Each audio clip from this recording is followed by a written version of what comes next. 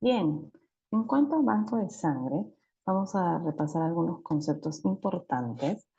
El corazón del banco de sangre es el laboratorio de inmunohematología.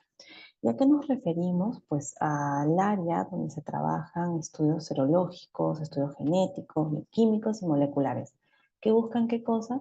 Antígenos asociados con las estructuras de la membrana de las células sanguíneas, que nos va a permitir evaluar las propiedades y reacciones de los diferentes componentes sanguíneos. Felizmente, el desarrollo de la medicina transfusional permite nuevos conocimientos que lo que buscan y están encaminados es hacia conseguir una transfusión segura de sangre.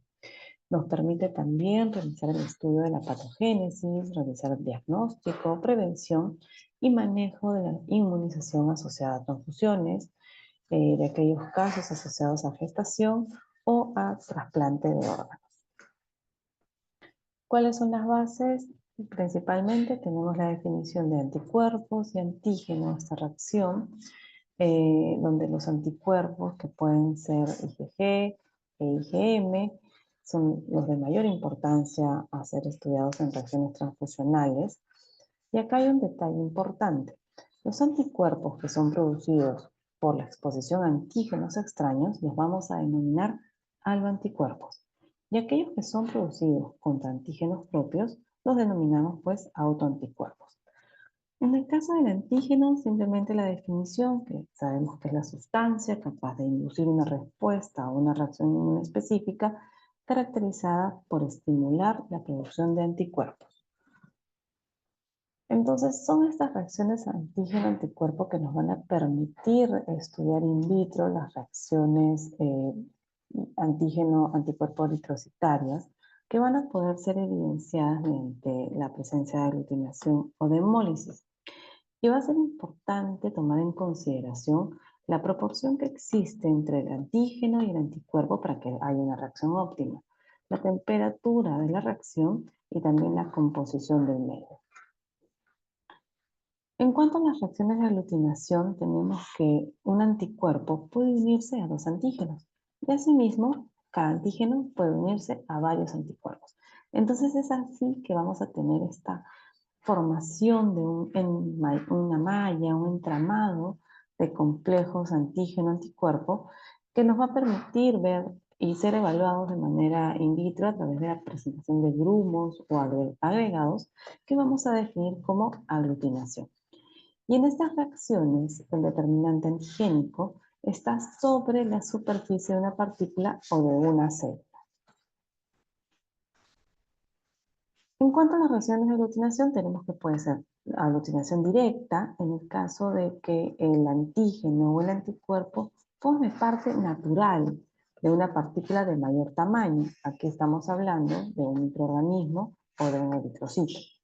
Pero podemos tener reacciones creadas para el laboratorio, que son reacciones de aglutinación indirectas, donde vamos a utilizar células tratadas o partículas inertes que van a estar recubiertas por antígenos y van a actuar pues como portadores pasivos. Y en este caso nos vamos a referir a las partículas de látex, que es una conocida reacción en laboratorio. En cuanto a las reacciones de hemólisis, tenemos el otro lado, es este fenómeno donde se va a dar la desintegración de los eritrocitos. Y esto sucede en determinadas situaciones patológicas donde bien puede ser por un aumento de la destrucción a nivel intra o extravascular, ya sea, y generalmente los que son extravascular vamos a tener a la reacción transfuncional o la eritroblastosis fetal. Las reacciones hemolíticas transfusionales van a ser causadas por una reacción entre los anticuerpos presentes en el plasma de mi receptor de mi paciente que van a reaccionar contra el antígeno presente en la membrana del eritrocito que le estoy transfundiendo, del eritrocito que tiene mi donante, que va a causar la destrucción del glóbulo rojo, desencadenándose pues una serie de efectos que incluso pueden llegar hasta la muerte del paciente o del receptor. Es para eso que nos vamos a valer de diferentes pruebas de laboratorio de inmunohematología sobre el estudio de los eritrocitos. Y la principal prueba, la prueba bandera de un banco de sangre es la determinación del grupo sanguíneo. Tenemos que vamos a definir, pues, y estos se van a definir a partir de la característica o de la serie de antígenos que tiene presente un hematíe, y estos son tantos que han sido organizados en sistemas. Existen más de 33 sistemas a la fecha, pero los que tienen mayor interés y que van a ser tipificados de manera obligatoria en banco de sangre son aquellos que tienen un rol importante en medicina transfusional y que en la práctica clínica pues son los más frecuentes, el sistema ABO y el sistema RH. Es así que un individuo puede ser AB, RH positivo y al mismo tiempo tener otros antígenos en la membrana de sus hematíes, pero que forman parte de otros sistemas. Por ejemplo, del sistema MNS, tenemos el sistema KEL, del sistema Lewis, entre otros. Acá les he puesto a manera de solo informativo los diferentes sistemas que existen, por ejemplo, el ABO, el MNS, el P, el RH. En el caso del ABO, los antígenos A y B van a provocar reacciones a partir de anticuerpos IgM. Es un dato importante. En el caso del sistema KEL, se ha encontrado una especial asociación con la enfermedad hemolítica del recién nacido. En el caso del DAFI, acá una característica que aquellos pacientes que carecen de este antígeno, pues son inmunes a la malaria, causada por Plasmodium vivax o Plasmodium knowlesi. En el caso del sistema Diego, tenemos que este se ha encontrado siendo prevalente en descendientes de asiáticos orientales y americanos nativos. Y vemos también acá el cromosoma, ¿no?, en el que se va a configurar este sistema. Hablando entonces del sistema ABO, tenemos que las variedades de las lipoproteínas presentes en el glóbulo rojo las vamos a poder dividir en 4 grupos. Y así es que nos va a permitir caracterizar también parte de este sistema ABO. Tenemos que si mi eritrocito exhibe antígenos A, vamos a denominarlo como grupo A, si es B, grupo B, ambos, el AB. Y si no exhibe ningún antígeno, pues es el denominado grupo O. E incluso podemos tener subtipos, un A1, A2, A1B, que son cada vez, pues, esta diferenciación es mucho más rara. También reconocemos que la segregación, es decir, la herencia de estos grupos sanguíneos, va a ser a manera de segregación, donde dos alelos de un gen nunca van a estar en el mismo gameto, es decir, se segregan y van a pasar a diferentes gametos. Si tenemos en la primera línea a los padres homocigotos, tenemos a los padres homocigotos A y O, la primera generación, pues vamos a tener básicamente heterocigotos donde se va a expresar el A y el O va a quedar como silencioso. Va a ser un fenotipo heterocigoto, pero en la práctica va a ser un grupo A. En cuanto a la frecuencia de sistemas ABO, el grupo, principalmente evaluando los RH positivos, tenemos que a la cabeza el grupo O es el más frecuente, seguido por el A, ya en menor prevalencia el B y el AB. En RH negativo, pues son en mucho menor frecuencia. ¿Cómo es que desde el laboratorio podemos comenzar a estudiar estos grupos del sistema ABO?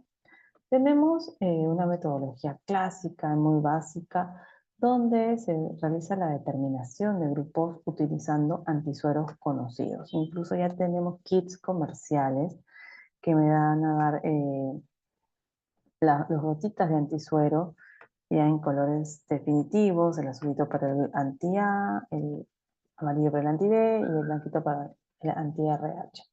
Esta es una determinación directa, donde vamos a trabajar al glóbulo rojo en estudio, le vamos a colocar una gotita anti-A, una gotita anti-B, y lo que voy a buscar es que si aparece o no aglutinación.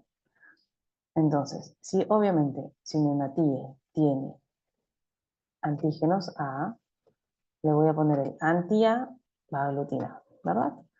Si tiene antígenos B, le pongo el suerito anti-B, va a aglutinar, y no va a aglutinar con el A. Si exhibe los dos, AB, aglutina con ambos, y si no aglutina con ninguno, pues es el grupo O. ¿Qué pasa si hacemos la versión indirecta? Es decir, ahora utilizando los glóbulos rojos conocidos. Vamos a poner en contacto el plasma de mi paciente, que ya sabemos, o que bueno, estamos buscando la presencia de estas aglutininas, y los vamos a enfrentar a estos dos series de glóbulos rojos conocidos. Si aglutina, pues básicamente va a hacer la versión indirecta, ¿no? Porque no tiene las aglutininas presentes. El suero del paciente a tipificar en presencia de eritrocitos conocidos. En cuanto a la evaluación del sistema RH, este grupo sanguíneo amerita un estudio particular porque es el más complejo y polimorfo de la membrana del glóbulo rojo. Tiene imagínense, esta es la membrana y hace todo ese recorrido. Es decir, tiene contacto hasta 13 veces con el exterior o la superficie del hematíe, por lo que es muy antigénico. Y básicamente ante la presencia de este aglutinógeno, pues vamos a reportarlo como un RH positivo. Está compuesto por más de 49 antígenos que han podido ser definidos, donde los más importantes son el D mayúscula, D minúscula, C mayúscula, C minúscula. O sea, esto forma parte de la identificación de anticuerpos, de antígenos, perdón, del sistema RH que me van a permitir incluso realizar una identificación mucho más cercana de la principal característica del hematíe, cosa que voy a tratar de buscar la unidad sanguínea, confundir lo más parecida posible, ¿no? Incluso con estos antígenos propios del RH. Si bien el antígeno D es el preponderante, también es el más antigénico en comparación con los otros antígenos. En el caso de RH positivo tenemos que esta variante, lo que se va a expresar más es un C mayúscula, C minúscula, E mayúscula, minúscula. Y en el caso de RH negativo pasa a variar un poco, C mayúscula, C minúscula, C minúscula, E minúscula. La mayoría de los anticuerpos RH van a ser de isotipo IgG. En algunos casos podríamos encontrar IgM y IgA, pero generalmente estos no van a activar el complemento. Entonces, como resultado, las reacciones transfusionales que van a involucrar los anticuerpos anti-RH, vamos a tener la presencia de hemólisis que va a ser básicamente extravascular. Y la causa de la producción de anticuerpos es, en la mayoría de los casos, causada por insoinmunización de los glóbulos rojos en momentos previos. Es decir, puede haber dado durante el embarazo, con esta transfusión materno-fetal que hay al momento del parto, o también a partir de transfusiones, ¿no? Y que usualmente esta inmunización va a persistir por muchos años. Es así que se va a dar este fenómeno de la incompatibilidad RH, pero en base a la sensibilización materna. Tenemos una primera fase, un primer momento, donde la madre, que es RH negativo, está gestando con un bebito que es RH positivo. Entonces hay una inmunización primaria, donde comienza a haber esta transferencia de hematíes hacia la madre, que en una primera instancia puede conllevar pues, a la aparición de anticuerpos anti-D, pero aproximadamente a la semana 20. A la semana 20 de gestación es que se comienza a dar este fenómeno. Muy probablemente en esta primera gestación no va a pasar a mayores. Pero ¿qué es lo que pasa en una segunda gestación? Ya en esta inmunización secundaria.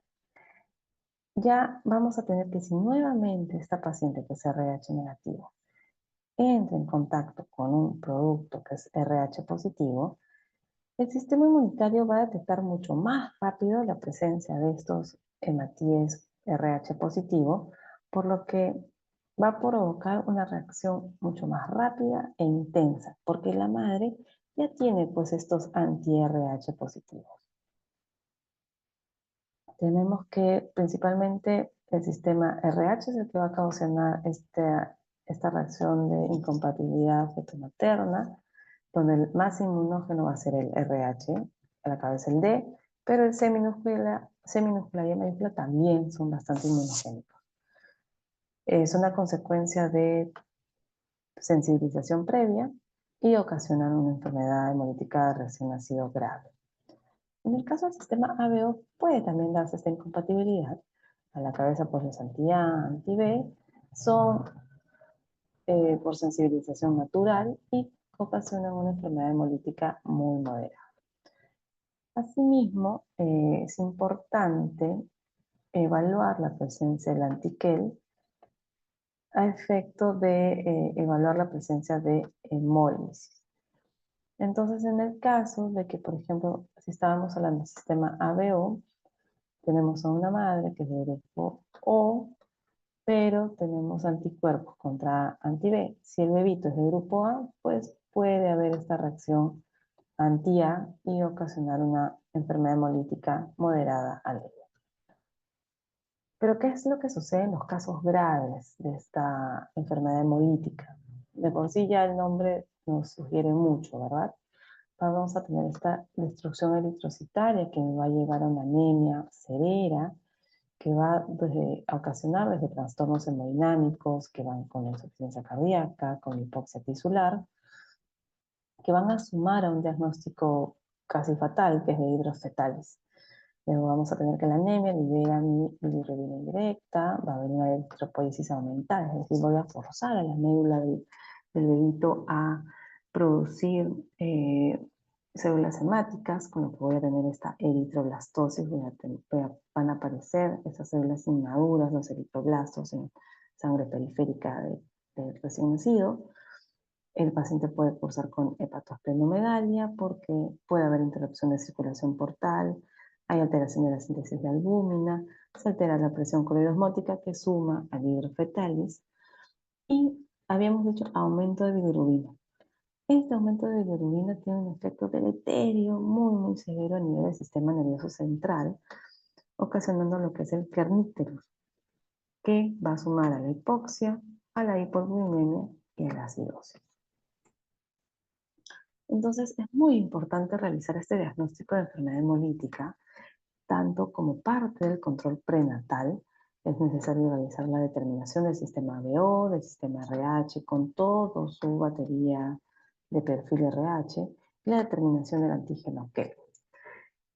En el caso de una gestante RH negativo, que ya le habíamos identificado, vamos a determinar los anticuerpos irregulares hacia la semana 16 y 18. ¿A qué definimos como anticuerpos irregulares? A este perfil detallado del sistema RH. Si está negativo, repetimos a las semanas 28 y 32, y si está positivo, hacemos controles más seriados, cada 15 días aproximadamente. ¿Qué pasa si aumenta? Podemos ampliar estudios con evaluación del líquido amniótico, genotipificación del sistema RH fetal, estudios de ultrasonido y también podemos tomar incluso muestras de sangre fetal. Ya en el postnatal, si es que hemos logrado tener un recién nacido en condiciones, vamos a tener que evaluar tanto el sistema BO, confirmamos el CUMS directo para ver la presencia de estos anticuerpos, la evaluación de hemoglobina y hematocrito para valorar la anemia, el dosaje de bilirrubinas, la presencia de los reticulocitos, o de los eritroblastos a nivel de sangre periférica, los valores de albúmina y también importante evaluar la lámina periférica. Realizamos esta prueba de antiglobulina, que es el test de CUMS, que lo que busca es detectar anticuerpos IgG o las fracciones de complemento adheridos a los glóbulos rojos. Tenemos dos técnicas. La directa, donde vamos a buscar y encontrar los anticuerpos pegaditos a los glóbulos rojos, o la indirecta, donde a partir de los anticuerpos que están en el suero de mi paciente, voy a incubarlos junto con el suero de los glóbulos rojos específicos. En el caso del test de Kunz directo, me va a ayudar en el diagnóstico de la enfermedad hemolítica, es decir, de la anemia hemolítica. Me ayuda en la investigación de reacciones dudosas en transfusión y también para la investigación de esta complicación hemolítica en enfermedades autoinmunes. Vamos a tener que si he identificado un paciente con anemia hemolítica y lo que yo estoy esperando es encontrar anticuerpos unidos a la superficie del hematíe, voy a trabajar, voy a lavar estos anticuerpos tratando de liberar estos anticuerpos con un reactivo de Kunz y que finalmente van a formar una fase de aglutinación que se puede interpretar como un resultado positivo. En el caso del test de Kunz indirecto, este es el que vamos a utilizar en el caso de evaluación de donantes. ¿Por qué? Porque vamos a utilizar el suero del donante, de donantes y de pacientes para la búsqueda de anticuerpos. Es las pruebas de compatibilidad previas a la transfusión y me permite identificar y titular, es decir, poner en cruces la cantidad de anticuerpos encontrados en el suero. Es así que también podemos valorar la reacción de la prueba de compatibilidad. Entonces vamos a tener la muestra del paciente con los anticuerpos que pudiera tener. Vamos a agregarle hematíes del receptor. Si es que existen esta reacción antígeno-anticuerpo, se va a dar este primer complejo. Y luego vamos a tener un anticuerpo antihumano que se va a unir a este primer complejo y va a permitir evidenciar esta fase de aglutinación como resultado positivo. Entonces ya hemos mencionado algunas pruebas pretransfusionales obligatorias y estas las vamos a realizar pues para estimar la compatibilidad en la transfusión, es decir, buscando evidenciar la falta de reacción inmune entre antígenos y anticuerpos, es decir, entre el donante y el receptor. Sin embargo, cuando hablamos de que una unidad es compatible, no necesariamente estoy garantizando que la identidad es exacta entre ambos, entre el paciente y la unidad a transfundir. Solamente indica que en ese momento no habrá disminución de rendimiento transfusional por causa inmune. Aunque generalmente es la destrucción de las células transfundidas por los anticuerpos del receptor lo que causa problemas más graves, en determinadas ocasiones también pueden tener importancia la presencia de los anticuerpos del donante. Y esto va a suceder en el caso donde voy a transfundir un hemocomponente que está en base al suero o al plasma del donante, ¿no? Como puede ser el plasma fresco congelado, concentrados de plaquetas, que podrían ser incompatibles entre receptor y donante. Entonces, ¿qué determinaciones son necesarias en todo paciente a transfundir? Pues en todo paciente vamos a tener que realizar el grupo sanguíneo ABO, el RH y los anticuerpos irregulares, es decir, la determinación a detalle del sistema RH, en una muestra de sangre correctamente identificada y con una petición a banco de sangre que conste de los siguientes datos: los antecedentes transfusionales, las gestaciones, trasplantes, qué hemocomponente estoy pidiendo. El banco de sangre no es brujo, así que necesitan ustedes ser explícitos diciendo quiero un paquete globular y cuántos quiero. Quiero paquete de glóbulos rojos, cuántos paquetes quiero. El diagnóstico, que es muy importante, y el grado de urgencia de la transfusión. Y con esta solicitud va a pasar a ser evaluada por banco de sangre para ver si es que existe pertinencia para utilizar el hemocomponente. De no existirla, pues recibirán la recomendación correspondiente. Habíamos hablado, luego vamos a realizar la determinación de grupo sanguíneo. Podemos tener esta metodología clásica, ¿no? Donde tenemos el A, el B y el RH. Que es súper fácil, ¿no? Acá tenemos un A, acá tenemos un B positivo, Acá tenemos un AB positivo y acá tenemos un O negativo. En el caso, pero ya no solamente en bancos de sangre se puede trabajar así, que generalmente se utiliza para campañas, ¿no? Porque es un método bastante rápido y es el que vamos a trabajar en el laboratorio. Se utilizan otras metodologías con columnas de partículas de gel que me va a permitir incluso guardar la evidencia de esta aglutinación presente, ¿no? Vamos a tener los anticuerpos que si entran en contacto con los hematíes, por ejemplo, si acá tenemos el anti-A y acá tenemos los hematíes con A, se van a quedar aglutinados. Entonces voy a poder poner en evidencia la reacción. Para el estudio de anticuerpos irregulares, es decir, vamos a investigar anticuerpos aloinmunes presentes contra los antígenos eritrocitarios, vamos a tener que trabajar con un panel selector donde vamos a ampliar el estudio de RH, vamos a ampliar el estudio con otros sistemas, y que creo que es fundamental para identificar un anticuerpo implicado. Sin embargo, es una técnica compleja. Vamos a someterlo, ya en el caso de las pruebas cruzadas, tenemos la prueba cruzada mayor, de las más importantes, donde trabajamos con el hematíe del donante y el suero del receptor. Y la prueba cruzada menor es al revés, el hematíe del paciente con el suero del donante. Se someten a una fase de incubación que posteriormente vamos a poder interpretar como aglutinación o hemólisis, ¿no? Si es que existe esta en cualquier paso, definimos como incompatible. Habíamos hablado de estas matrices, estas columnas de gel, que si encontramos la aglutinación arriba, arriba, arriba, quiere decir que hubo una reacción muy poderosa, calificamos como 4 cruces. Si por el contrario no hubo reacción, los hematíes van a caer al fondo, es una reacción negativa. Y así es que lo vamos a calificar. Reacción negativa, una cruz, 2 cruces, 3 y 4 cruces cuando es un botón que se queda en la superficie. Por ejemplo acá, si esta es una tarjeta que me permite estudiar la determinación de ABO y RH, acá no hubo reacción, cayó. Acá sí se quedó y acá sí se quedó. Entonces es un B positivo. Acá hubo reacción y no hubo reacción. Es un AB negativo.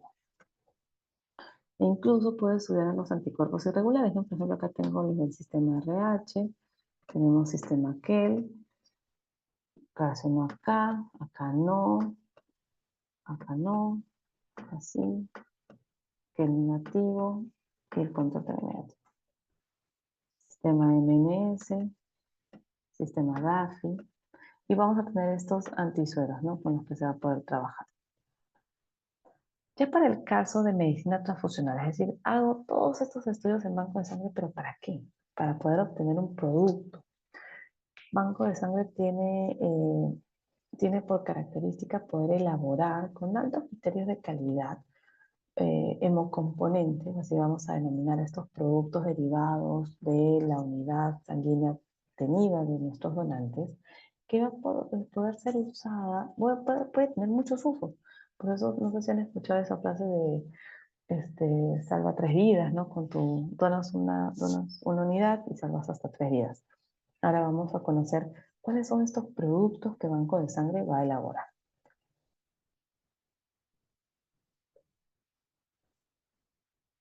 Todo inicia con el proceso de captación, evaluación y extracción de este producto tan importante que es la sangre del donante, y que a la fecha todavía no ha podido ser producida o emulada de manera comercial.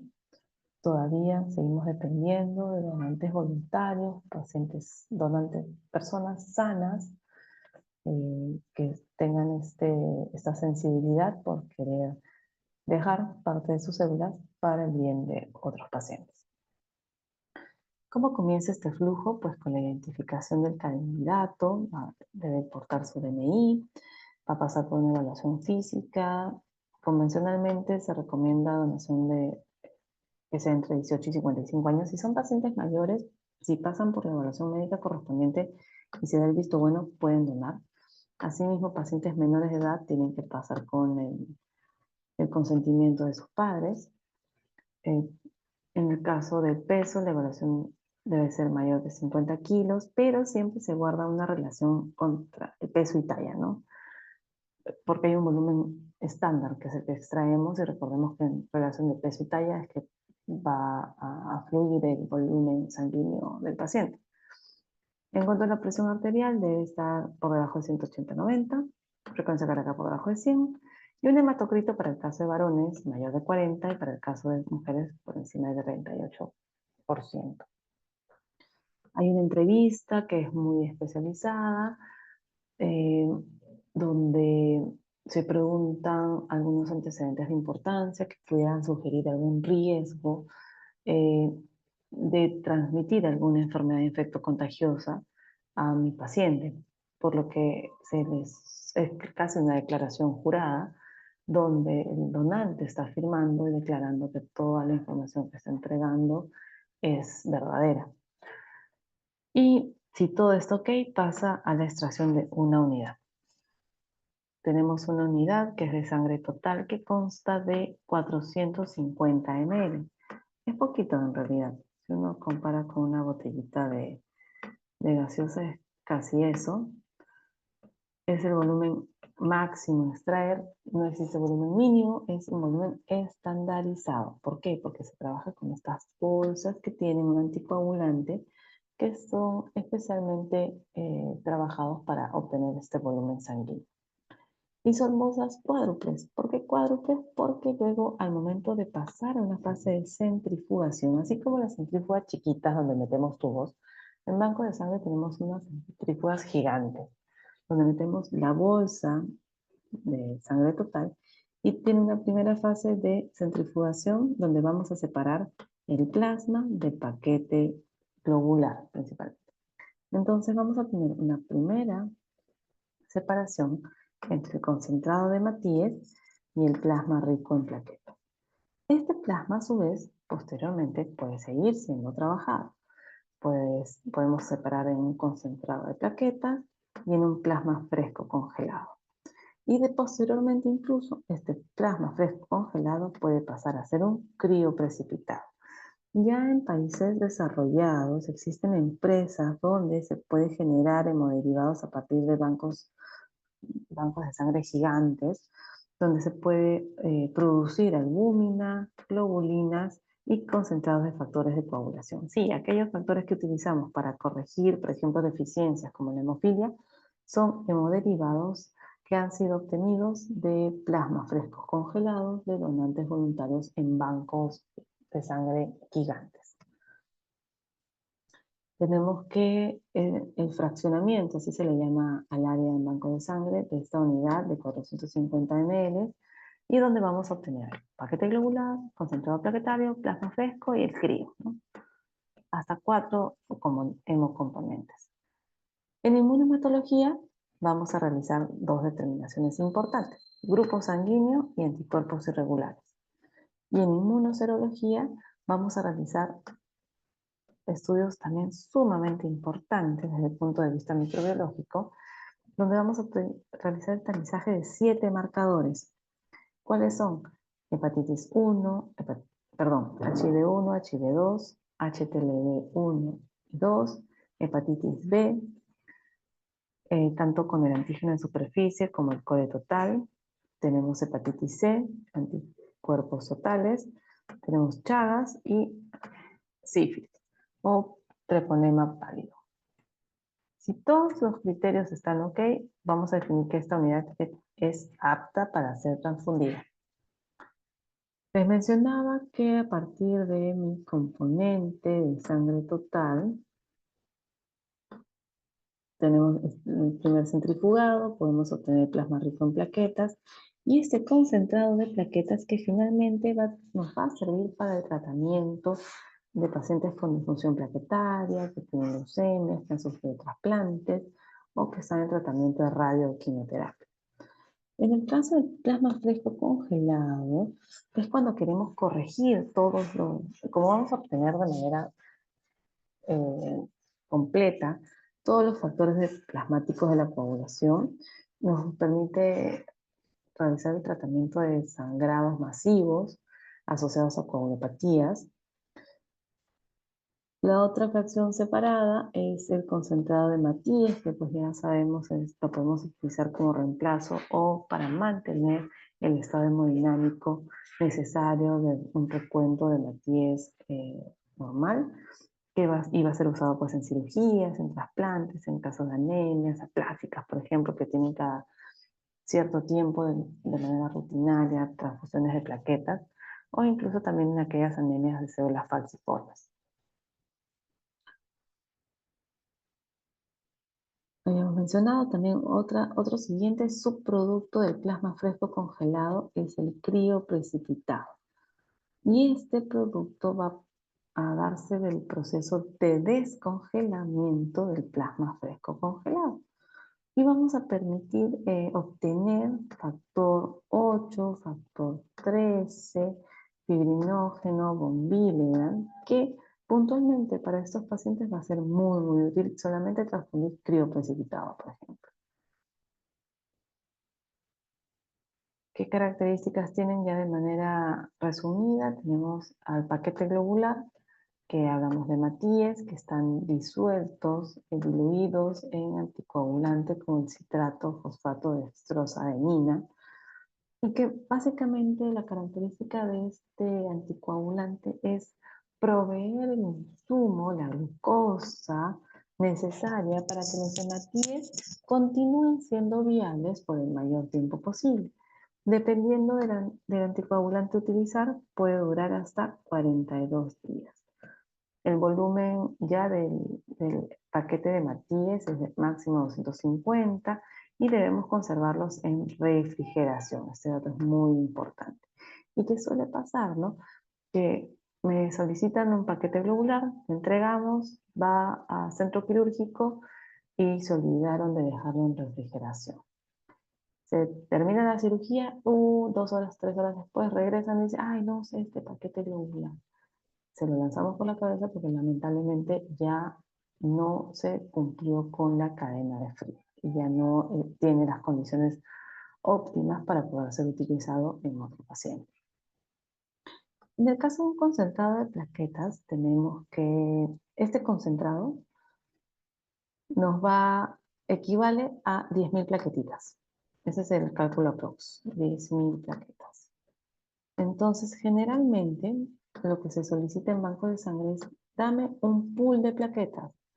Y un pool de plaquetas equivale a 5 concentrados plaquetarios, es decir, voy a poder transfundir hasta 50.000 plaquetitas, que es un valor ya que puede llegar a corregir de una manera más óptima aquellos casos de trombocitopenia.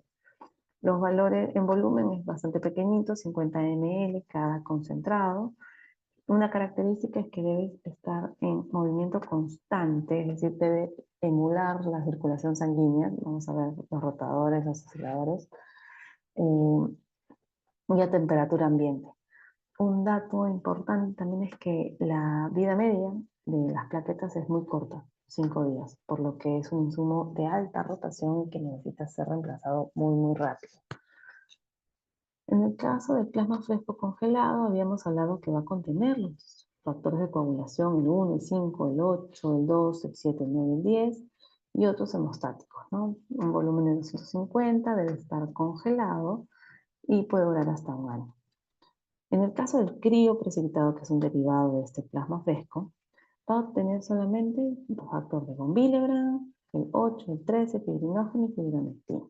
También un volumen reducido y tiene que mantenerse en congelación. Entonces, ¿cómo es que voy a poder elegir o, de acuerdo a las características de mi paciente, cuál es el hemocomponente que voy a tratar de solicitar y utilizar de primera línea? Pues si mi paciente es O, idealmente debo utilizar pues, el mismo grupo O. En el caso de un A, puedo utilizar un A y un O. En el caso de un B y un O. Y en el caso de un AB, puedo utilizar un AB, un A, un B y un O. ¿no? Ya cada uno obviamente tiene un efecto terapéutico más reducido que en comparación con el isogrupo. Este es para el caso de paquetes globulares. Para el caso plaquetario, eh, acá varía un poco, porque para el caso de un O puede recibir pues todos los grupos, para un A solo puede A y AB, para el B, B y AB, y en el caso de un AB, recordemos que es el que tiene el suero más limpio de todos, ¿no? Porque al tener hematíes que expresan A y B, pues su plasma no tiene anticuerpos, no podría tener anticuerpos porque estaría hemorizando cada rato sus hematíes. Entonces, si yo voy a transfundirle un plasma a este paciente que tiene algún anticuerpo, como es en el caso del O, del A o del B, tiene que ser desplasmatizado, es decir, tengo que darle casi plaquetitas puras.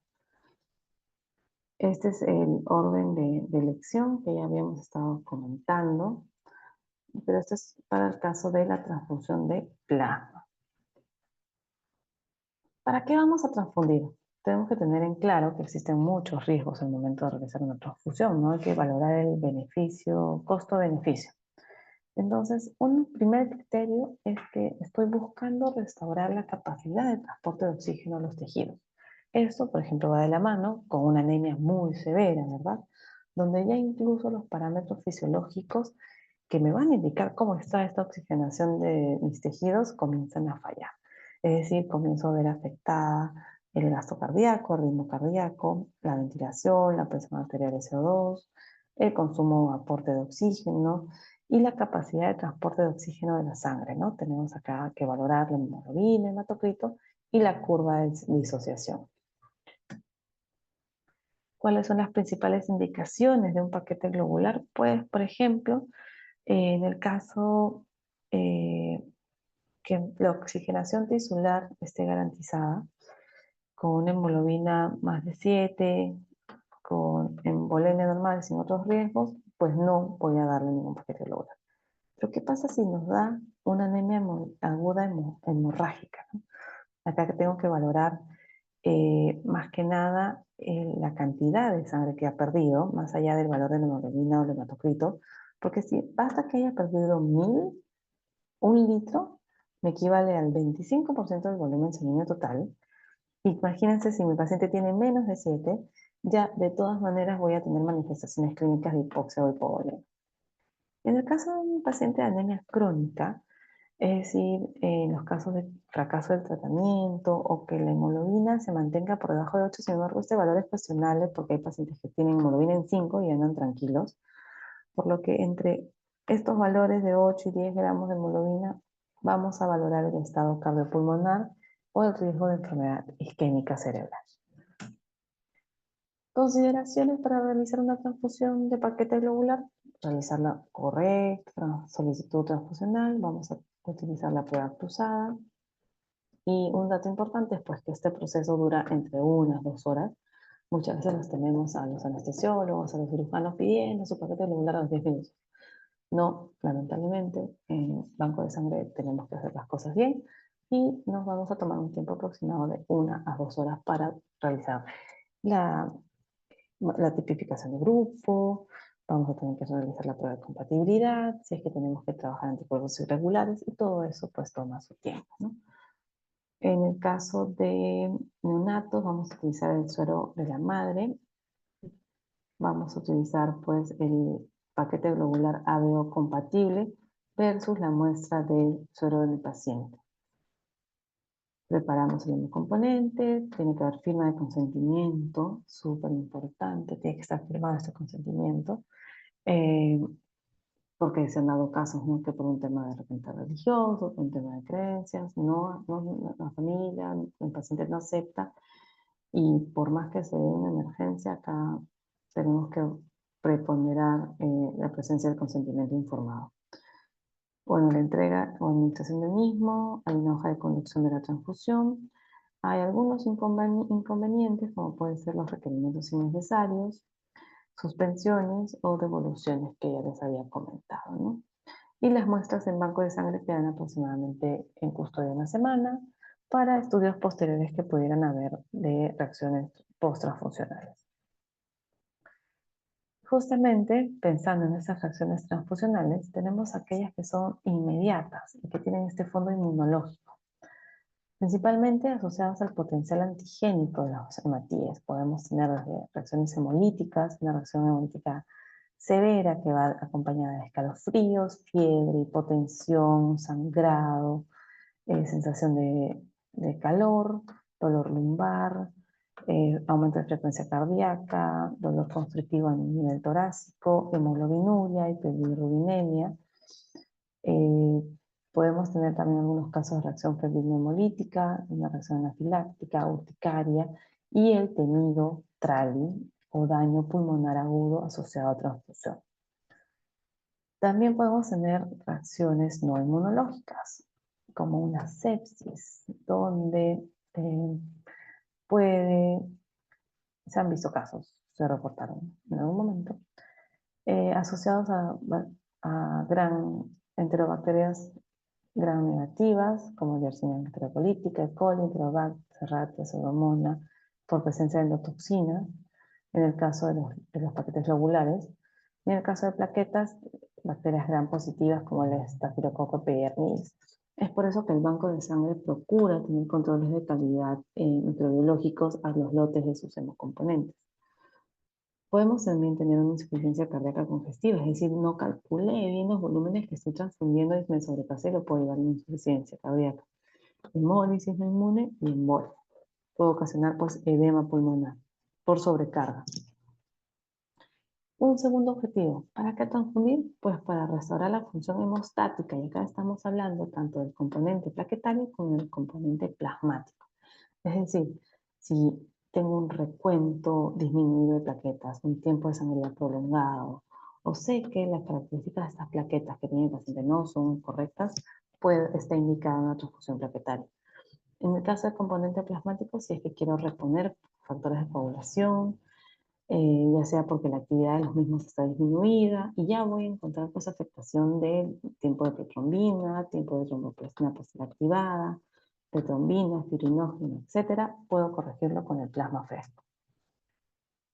Me va a ayudar pues en el caso de trombocitopenia, con recuentos por debajo de 40.000, en hemorragia microvascular difusa por CID, o en el caso haya realizado una transfusión masiva y tenga ya recuentos de plaquetas por debajo de 50.000. Si es que estoy en una cirugía cardiopulmonar o posterior a esta con recuentos por debajo de 100.000. Si hay disfunción plaquetaria, independientemente del dato del tiempo de sangría.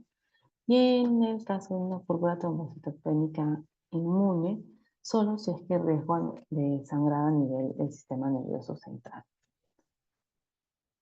De manera profiláctica, en un prequirúrgico, en el caso de valores por debajo de 10.000, en el caso de valores por debajo de 20.000, si es que hay factores de hiperconsumo, es decir, mi paciente está complicado. Si tengo pacientes por debajo de 50.000, pero va a ser sometido a una cirugía mayor, un procedimiento invasivo, o por debajo de 100.000 si es que va a pasar a neurocirugía o oftalmo, ¿no? Y en el caso de una disfunción plaquetaria y indicación de cirugía inminente. Para el caso del plasma fresco congelado, pues se sabe que su uso es establecido y demostrada eficacia en PTT, en púrpura fulminante en recién nacido por deficiencia de proteína C y S, en hexaguinotransfusión, y justamente lo vamos a utilizar para reconstituir el concentrado de hematina. Vamos a utilizarlo en presencia de hemorragia o alteraciones de pruebas de coagulación. Es muy utilizado en transfusiones masivas, trasplantes, para neutralizar los efectos de anticoagulantes orales. En el caso de hemorragias secundarias a los tratamientos trombolíticos, cuando utilizamos circulación extracorpórea, vamos a apoyarnos mucho en el plasma fresco congelado. Nuevamente, para el caso del crioprecipitado, habíamos mencionado que a partir del plasma fresco, que sabemos que está, por ejemplo, a -20, vamos a pasarlo a 4 grados, lo vamos a descongelar, lo vamos a llevar a refrigeración, ¿no? 4 grados. Vamos a centrifugar, eliminamos el plasma sobrenadante y nos quedamos con el precipitadito. Y este lo vamos a congelar nuevamente. ya sabemos que esto me va a ayudar para los casos de hipofibrinogenemia, para deficiencia de factor 13, de factor 8, de factor von Willebrand, para corrección hemostática, postfibrinolisis terapéutica. Las consideraciones, pues nuevamente, la solicitud transfusional, en estos casos del plasma, del paquete globular, del plasma fresco y del frío, no vamos a realizar prueba cruzada, pero sí es muy importante tener el dato del ABO compatible, ¿no? Porque ya sabemos que idealmente debemos entregar el mismo grupo, tiene que ser isogrupo. El consentimiento informado, la hoja de conducción, y pues hay algunos inconvenientes que también se presentan. Así como los hematíes, las plaquetas, los leucos y los plasmas pues tienen también este componente antigénico. Las plaquetas van a expresar grupos sanguíneos de ABO y de Lewis, antígenos específicos, los HPA 1 a 10 y los antígenos LA clase 1. En el caso de muestras o de los componentes que tengan plasma, pues podemos tener remanentes de leucocitos neutrófilos circulantes que ya de por sí tienen antígenos específicos, antígenos HLA. Y en el caso del plasma, puede contar todavía con proteínas antigénicas. Me quedo con esta definición donde tenemos que estar seguros pues que la transfusión de sangre humana, sus componentes o sus derivados con fines terapéuticos va a constituir un acto médico de gran responsabilidad. Ustedes al momento de realizar su solicitud transfusional tienen que asumir esa responsabilidad y que debe llevarse a cabo únicamente después de un estudio racional y específico de la patología que tiene el paciente. Tenemos que evaluar los beneficios y los riesgos potenciales, transfundiendo solo lo estrictamente necesario, pues la transfusión más segura es la que no se realiza. Recordemos que donar sangre es donar vida. Ustedes como personal de salud son los primeros invitados a acercarse al banco de sangre para que conozcan este proceso. No desmitificar con nuestra familia, con nuestras amistades sobre los riesgos que existen y cada vez ir sembrando esta semilla, esta cultura de donación en nuestra población. Y bueno, para terminar, vamos a dar unos avisos a la comunidad. Yo ya no voy a tener más teorías con ustedes. Ya las próximas semanas están con el doctor Díaz y la última semana con el doctor Guillén. Así que aprovecho para comentarles las últimas indicaciones casi de fin de ciclo. Para la semana del 2 al 6 de diciembre tenemos programada una visita al laboratorio externo. Ya estamos realizando las coordinaciones. Quiero que tengan por seguro que es un tema voluntario, no se les va a obligar a que tengan que movilizarse a este laboratorio, por lo que no se preocupen si es que no lo pueden hacer. Realmente va a ser una experiencia bien bonita, pero si no pueden, no hay problema. Y sí voy a pedir que aquellos que sí se animan vayan inscribiéndose con sus docentes. El tercer examen teórico, el último examen, está programado para el martes 10 de diciembre. Tengo pendiente que me confirmen ya las aulas, pero es la fecha en la que estamos solicitando, porque acto seguido tenemos que realizar la toma del sustitutorio, que estamos programándolo para el viernes 13 de diciembre. ¿Cuál es la dinámica de este sustitutorio? Pues que van a poder darlo aquellos que tengan como promedio de los 3 exámenes teóricos, como la suma de los 3 exámenes teóricos menor de 33 puntos. Va el martes 10 de diciembre, después de la lista del examen teórico, se va a publicar la lista de aptos, es decir, el mismo martes vamos a corregir todo y vamos a publicar las notas. Y solo se puede dar un sustitutorio. La idea es terminar esa semana con los exámenes para que a la semana siguiente podamos tener la exposición del trabajo final, que sería entre lunes, martes y miércoles de 16, 17 y 18 de diciembre. Y con eso poder entregar notas al final de esa semana y que puedan ustedes pasar una feliz Navidad. ¿Alguna consulta? Igual la pueden hacer ahora, si no, a través de Catherine, o me encuentran a mí los martes, miércoles y jueves por la tarde, en laboratorio o en seminario. Listo, que estén bien, cuídense mucho. Ahora subo los PPTs. Gracias a todos. Gracias, doctora, cuídese.